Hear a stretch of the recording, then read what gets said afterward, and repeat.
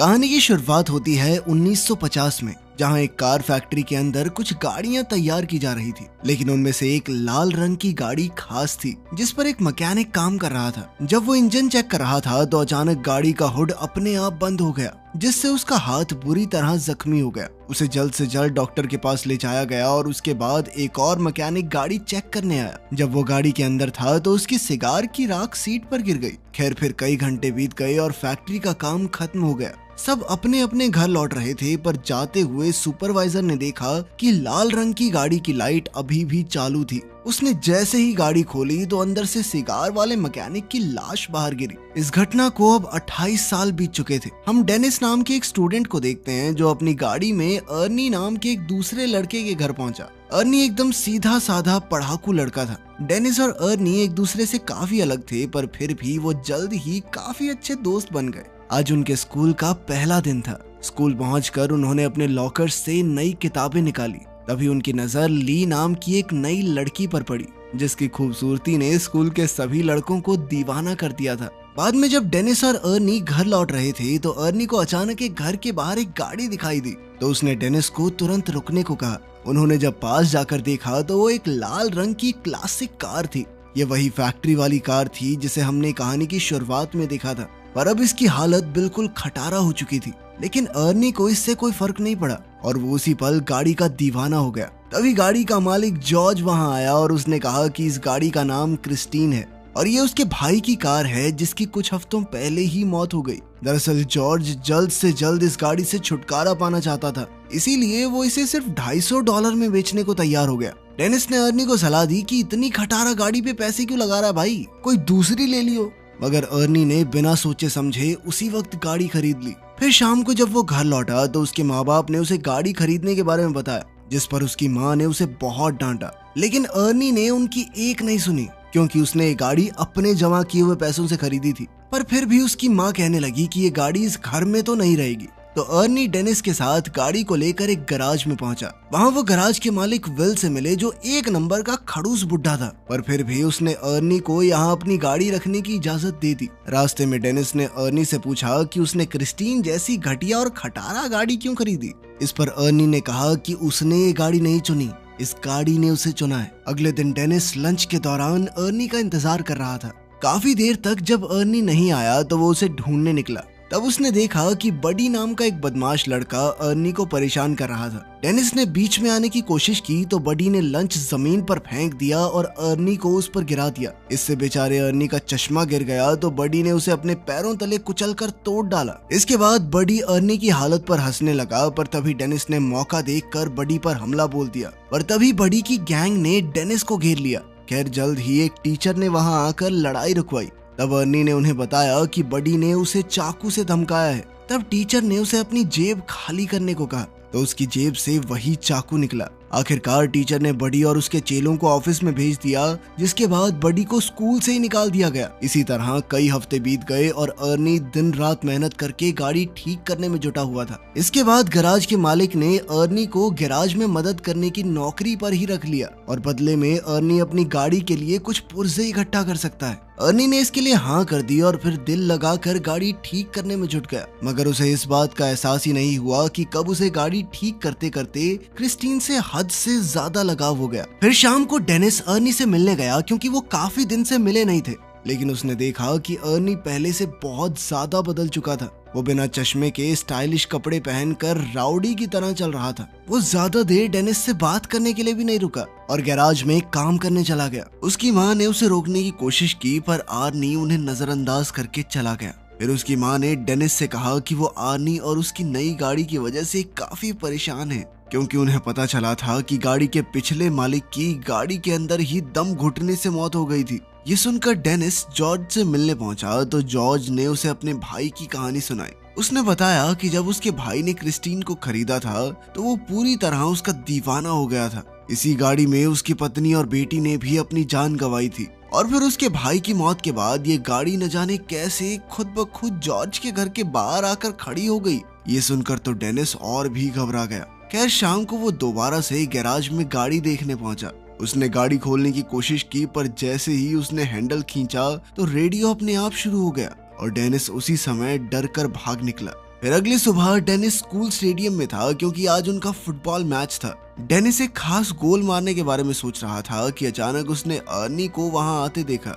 उसकी गाड़ी क्रिस्टीन एकदम टिप टॉप हो गई थी, जिसे देखकर बड़ी और उसके दोस्त भी हैरान रह गए। उधर ली भी गाड़ी से बाहर आई और उसने सबके सामने अर्नी को चूम लिया। ये देखकर डेनिस को थोड़ा गुस्सा आया और मुकाबले से उसका थोड़ा ध्यान भी हट गया। इसी मौके का फायदा उठाकर विरोधी प्लेयर्स ने उसे धक्का देकर बॉल छीन ली। इस धक्के से डेनिस इतनी जोर से जमीन पर गिरा कि वो तुरंत ही बेहोश हो गया और उसे बहुत गहरी चोट भी आई। इस घटना के कई दिन बाद डेनिस की आंख खुली तो उसने देखा कि वो एक हॉस्पिटल में था और उसकी टांग और गले में प्लास्टर लगा हुआ था। तभी अर्नी उससे मिलने आया। तब डेनिस को एहसास हुआ कि उसका दोस्त कुछ ज्यादा ही तेजी से बदल रहा है। कहाँ 1 महीने पहले वो एक डरपोक सा लड़का हुआ करता था जो अपने घर वालों की हर बात मानता था। खैर अर्नी जल्द ही उसे अलविदा कहकर निकल गया। फिर शाम को वो ली के साथ मूवी थिएटर गया और बाद में वो दोनों गाड़ी में ही एक दूसरे को चूमने लगे। पर जब मामला आगे बढ़ा तो ली अचानक उतरकर गाड़ी से बाहर आ गई। अर्नी उसके पीछे गया तो ली कहने लगी कि मुझसे ज्यादा तो तुम इस गाड़ी से प्यार करते हो। अर्नी को उसकी बातें बहुत अजीब लग रही थी, लेकिन फिर भी उसने जैसे तैसे ली को मनाकर वापस गाड़ी में बैठाया। लेकिन उसी समय अचानक विंडशील्ड खराब हो गई तो अर्नी बाहर निकलकर देखने लगा।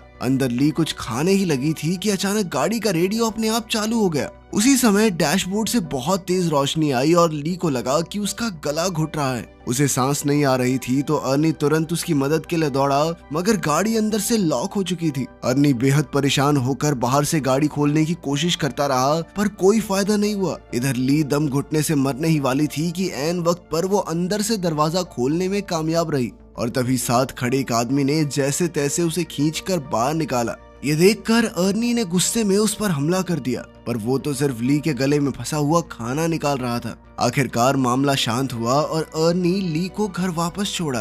ली गाड़ी से निकलते ही घर में घुस गई और उसने कहा कि वो अर्नी से कोई बात नहीं करना चाहती। अर्नी ने उससे माफी मांगने की कोशिश की, पर ली के दिमाग में छप चुका था कि इस गाड़ी ने मुझे मारने की कोशिश की है। और तो और उसे लगता था कि क्रिस्टीन उससे जलती है, क्योंकि जब भी वो गाड़ी में इकट्ठे होते हैं तो कुछ न कुछ गड़बड़ हो जाती है। ये सब सुनकर अर्नी को लगा कि ली के दिमाग को धक्का लगा है, इसलिए उसने कहा कि वो कल बात करेंगे। फिर अर्नी वापस गाड़ी में बैठा, मगर गाड़ी चालू ही नहीं हो रही थी। तब उसने क्रिस्टीन से बात करते हुए कहा कि आज ली के साथ जो भी हुआ उससे कोई फर्क नहीं पड़ता, क्योंकि वो क्रिस्टीन से हमेशा उतना ही प्यार करता रहेगा। इसके बाद उसने चाबी घुमाई तो गाड़ी तुरंत ही चालू हो गई। अब वो सीधा गैराज पहुंचा और क्रिस्टीन को वहीं छोड़कर घर वापस चला गया। पर तभी उसके पीछे से बडी और उसके दोस्त गैराज में घुस गए। उन सबके पास तरह तरह के हथियार थे और देखते ही देखते उन्होंने पूरी गाड़ी तबाह कर दी। फिर अगले दिन अर्नी ने ली को जैसे तैसे मना ही लिया और फिर वो दोनों गैराज में आए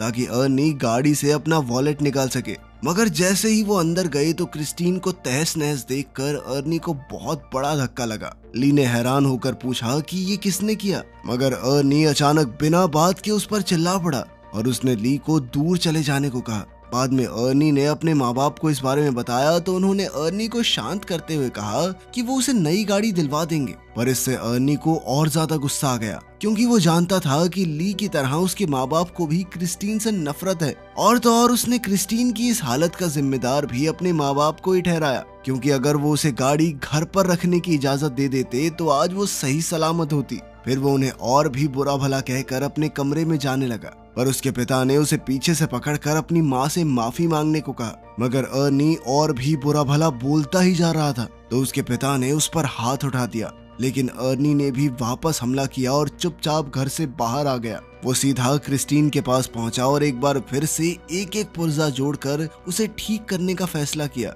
मगर उसने अब जो देखा उसके पैरों तले जमीन ही खिसक गई। उसने देखा कि मानो जादू से गाड़ी अपने आप ही ठीक हो रही थी। तब अर्नी ने खुश होकर गाड़ी से पूछा कि वो क्या क्या कर सकती है। अब गाड़ी ने कुछ ही पलों में खुद को ठीक करके पहले जैसा कर लिया। खैर फिर आधी रात को हम मुची नाम के एक लड़के को देखते हैं जो बडी का साथी गुंडा था। वो सड़क के बीचों बीच एक ट्रक को रोक कर उसे लूट रहा था। तभी अचानक उसे दूर से गाड़ी के इंजन की आवाज सुनाई दी। उसने थोड़ी पास जाकर देखा तो पता चला कि ये तो क्रिस्टीन थी, जो एकदम नई होकर उसके सामने आकर खड़ी हो गई थी। उसे लगा कि अर्नी गाड़ी में ही होगा, तो वो समझ गया कि अर्नी को पता चल गया है कि उसने ही बडी के साथ मिलकर क्रिस्टीन को तहस नहस किया था। अब वो अर्नी से माफी मांगने लगा, पर अचानक गाड़ी की हेडलाइट जली और वो तेजी से मूची की ओर बढ़ने लगी। मूची उसी पल अपनी जान बचाकर भागा और सड़क के साथ मौजूद गली में छुप गया। उसे लगा कि अब तो गाड़ी उसका पीछा छोड़ देगी, मगर जल्द ही क्रिस्टीन दोबारा से उसके पीछे पड़ गई।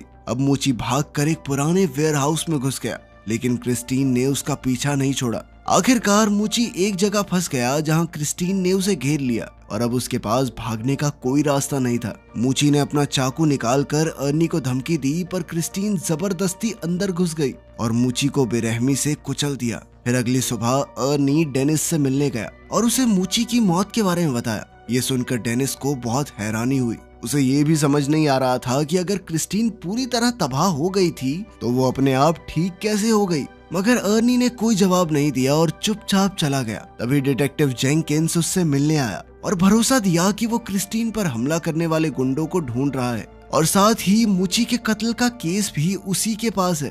अर्नी ने कहा कि वो मूची की मौत के बारे में कुछ नहीं जानता, पर वो इस खबर से बहुत खुश है।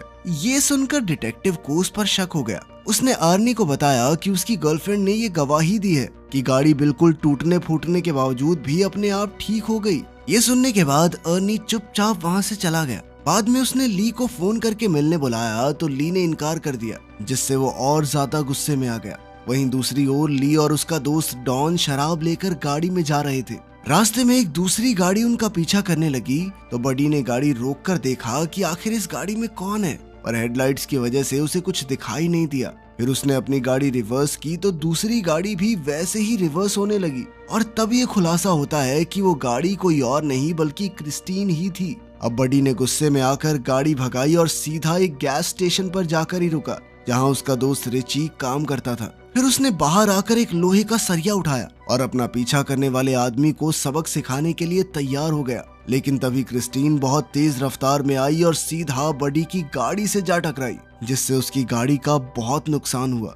बडी को लगा कि अर्नी गाड़ी के अंदर ही है, तो उसने अर्नी को बाहर निकलने को कहा, पर क्रिस्टीन एक बार फिर तेजी से बडी की गाड़ी से जा टकराई और सीधा उसे वर्कशॉप में घुसा दिया। डॉन गाड़ी में बैठा था, तो क्रिस्टीन ने उसे भी बडी की गाड़ी के साथ ही कुचल दिया। उसी समय बडी की गाड़ी से पेट्रोल लीक होने लगा और अचानक उसमें आग लग गई। कुछ ही पलों में पूरे गैराज में जबरदस्त धमाका हो गया और रिची भी इसी आग में झुलसकर मारा गया। ये देखते ही बडी अपनी जान बचाकर भागा, पर क्रिस्टीन जलते हुए फिर से उसका पीछा करने लगी। आखिरकार उसने बडी को भी कुचल दिया और वो वहीं जलकर राख हो गया। कुछ समय बाद गैराज में विल को किसी गाड़ी के आने की आवाज सुनाई दी। उसने देखा कि क्रिस्टीन धुएं से लिपटी हुई थी। उसे काफी हैरानी हुई, क्योंकि अर्नी तो कोई दूसरी गाड़ी ठीक करने गया हुआ था। अब वो अपनी बंदूक लेकर देखने गया कि क्रिस्टीन के अंदर आखिर बैठा कौन है। उसने दरवाजा खोलने की कोशिश की, पर वो बहुत ज्यादा गर्म थी और इसीलिए उसने कपड़े की मदद से दरवाजा खोला।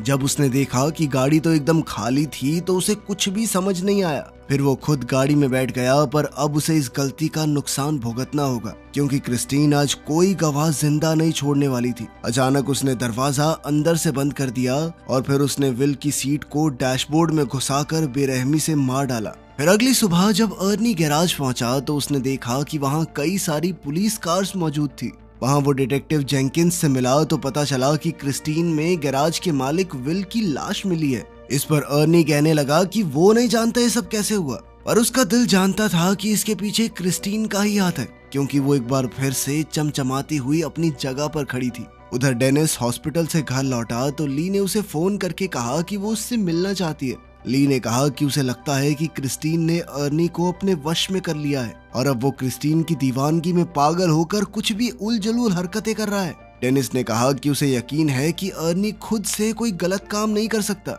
लेकिन अगर क्रिस्टीन ने उसके दिमाग पर कब्जा कर लिया है तो उसे खत्म करना बहुत जरूरी है। इसके बाद ली अपने घर लौट आई, पर कुछ ही पलों में अर्नी क्रिस्टीन में बैठकर वहां आ पहुंचा। उसने डेनिस को ड्राइव पर चलने को कहा, तो डेनिस नीचे आ गया। अर्नी एक बार फिर से बहुत अजीब बर्ताव कर रहा था। अचानक वो बहुत तेज रफ्तार में गाड़ी चलाने लगा और फिर उसने स्टीयरिंग व्हील भी छोड़ दिया। ये देखकर डेनिस काफी ज्यादा घबरा गया और उसने कहा कि क्रिस्टीन उसके कंट्रोल में नहीं है। पर अर्नी ने अजीबोगरीब तरीके से कहा कि उसके और क्रिस्टीन के बीच में कोई नहीं आ सकता। उसे क्रिस्टीन पर पूरा भरोसा था और अपना पॉइंट प्रूव करने के लिए अर्नी कार को फुल स्पीड में दूसरी लेन में घुसा देता है। सामने से आ रही गाड़ी से उनकी टक्कर होते होते बची। अपने दोस्त को पागलपन की कगार पर देखकर अगले दिन डेनिस ने क्रिस्टीन के बोनट पर एक नोट गोद दिया, जिसमें उसने अर्नी को शाम को गैराज में मिलने के लिए बुलाया। शाम को डेनिस और ली वर्कशॉप में उसका इंतजार कर रहे थे, लेकिन अर्नी नहीं आया, तो वो दोनों पास खड़े एक एक्सकवेटर में बैठकर उसे वर्कशॉप के अंदर ले आए। उन्होंने तय किया कि ली ऑफिस में रहेगी और अर्नी के वहां जाते ही गेट को बंद कर लेगी और इसी मौके का फायदा उठाकर ली बुलडोजर से क्रिस्टीन को तबाह कर देगा। जल्द ही प्लान के मुताबिक ली ऑफिस में चली गई, लेकिन वो ये नहीं जानते थे कि क्रिस्टीन वर्कशॉप में ही कचरे के बीच छुपी हुई है। फिर गाड़ी ने अपनी हेडलाइट्स ऑन की और ली को कुचलने के लिए आगे बढ़ी। ली ने जैसे तैसे हवा में लटकते हुए एक टायर को पकड़कर अपनी जान बचाई, लेकिन क्रिस्टीन ने भी हार नहीं मानी और दोबारा उस पर अटैक करने के लिए आगे बढ़ी। तभी डेनिस एक्सकवेटर का पंजा उसके सामने ले आया ताकि ली को कोई नुकसान न पहुंचे। इसके बाद क्रिस्टीन पीछे हटकर वर्कशॉप के दूसरे किनारे पर चली गई, जबकि डेनिस एक्सकवेटर को उल्टी तरफ ले गया। अब दोनों गाड़ियां एक दूसरे के आमने सामने आ गई और पता चला कि क्रिस्टीन अब अकेली नहीं चल रही, बल्कि अर्नी उसकी मदद कर रहा है। अब वो पूरी तरह से गाड़ी के वश में था। अचानक गाड़ी ने अपनी हेडलाइट्स ऑन की और कुछ ही सेकंडों में खुद को पूरी तरह ठीक कर लिया। और तो और एक्सकवेटर ने भी काम करना बंद कर दिया था, जिसके बाद डेनिस उसे दोबारा स्टार्ट करने की कोशिश में लग गया। इसी दौरान गाड़ी ऑफिस की तरफ ली को हमेशा के लिए खत्म करने के लिए दौड़ पड़ी। वो सब कुछ तोड़ती हुई ली की ओर बढ़ी, लेकिन उस जबरदस्त टक्कर की वजह से अर्नी विंडशील्ड तोड़ता हुआ बाहर जा गिरा। ली उसे देखने के लिए आगे बढ़ी, पर अर्नी ने अचानक उछलकर उसे डरा दिया। बदकिस्मती से उसके शरीर में विंडशील्ड के शीशे का एक बड़ा टुकड़ा घुस गया था। अर्नी ने अपने अंतिम लम्हों में अपनी प्यारी गाड़ी को छूने की कोशिश की, लेकिन चोटों से हार कर क्रिस्टीन के सामने ही दम तोड़ दिया। ली तुरंत वहां से भागी, लेकिन क्रिस्टीन ने बदला लेने के लिए तुरंत रिवर्स गियर लगाकर उसे कुचलने की कोशिश की, लेकिन ऐन वक्त पर ली तो बच निकली और गाड़ी एक पिलर से टकराकर उसमें अटक गई। उधर डेनिस इस मौके का फायदा उठाते हुए एक्सकवेटर को दोबारा चालू करके क्रिस्टीन की तरफ बढ़ने लगा। उसने गाड़ी में जबरदस्त टक्कर दे मारी, लेकिन गाड़ी अब भी उसका सामना करते हुए बचने की कोशिश कर रही थी। क्रिस्टीन दोबारा से ली की तरफ बढ़ी, लेकिन डेनिस ने एक्सकवेटर के पंजे से उसे पीछे से कुचल दिया। इस हमले से उस पागल गाड़ी की ताकत थोड़ी कम हो गई। ली जल्दी से एक्सकवेटर में डेनिस के पास पहुंची, लेकिन उधर क्रिस्टीन फिर से एक्टिवेट होकर खुद को ठीक करने में लग गई थी। और इस बुरी शक्ति को हमेशा के लिए खत्म करने के लिए डेनिस ने बुलडोजर स्टार्ट करके क्रिस्टीन को पूरी तरह कुचल दिया। वो अभी भी बचने की कोशिश कर रही थी, लेकिन इस बार वो पूरी तरह तबाह हो गई। उनकी यह लड़ाई आखिरकार खत्म हो गई और अगले दिन डेनिस और ली जंकयार्ड में डिटेक्टिव जेंकिंस से मिले। वहां उन्होंने देखा कि क्रिस्टीन पूरी तरह से कबाड़ में बदल चुकी थी। आखिर में तीनों वहां से चले गए, लेकिन तभी हमने देखा कि क्रिस्टीन का एक छोटा सा टुकड़ा अपने आप हिलने लगा था, जिससे पक्का हो गया कि वो शैतानी गाड़ी अभी भी जिंदा थी। आपकी ड्रीम कार कौन सी है? कमेंट्स में जरूर बताना। मिलते हैं अगली वीडियो में।